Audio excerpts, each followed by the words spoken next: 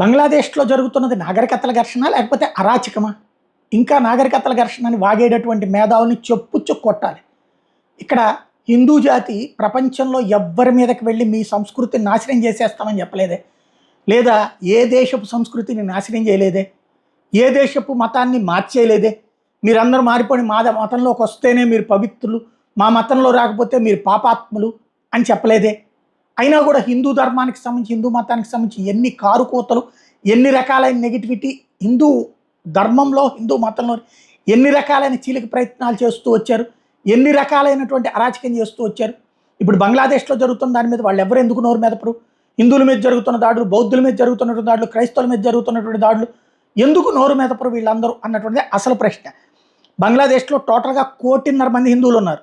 ఇప్పుడు వాళ్ళ కోసం ప్రార్థించాల్సిన సమయం, ప్రార్థించాల్సిన పరిస్థితి లేదు. ఎందుకంటే ప్రార్థించడానికి అవకాశం లేనటువంటి పరిస్థితి ఏంది, వాళ్ళే ఇప్పుడు సంఘటితమై తిరుగుబాటు చేయాల్సినటువంటి పరిస్థితి వచ్చింది. నాగరికతల సంఘర్షణ పేరుతో 1947లో అట్లాంటి అబద్ధాలే చెప్పి అక్కడ వాళ్ళని అక్కడే ఉండమన్నారు. అట్లాంటి నాగరికతల సంఘర్షణ అది తాత్కాలికంగా జరిగింది ఏమి లేదు, మీరు అందరు దర్జాగా బతకచ్చు, మీ ఆస్తులు దర్జాగా పెంచుకోవచ్చు అని చెప్పి ఇప్పుడు పెంచుకున్నాక వాళ్ళ ఆస్తుల్ని లాక్కుని వాళ్ళ అత్యాచారాలు చేసి లేకపోతే హత్యలు చేసి లాక్కుంటున్నటువంటి దౌర్భాగ్యమైనటువంటి పరిస్థితి. గతంలో పాకిస్తాన్లో 23% మంది ఉంటే ఇప్పుడు 6%కి వచ్చారు. బంగ్లాదేశ్లో 35% మంది ఉంటే ఇప్పుడు 8% మంది దగ్గరకు వచ్చారు. ఇంకెంతమందికి మారుతారో తెలియదు.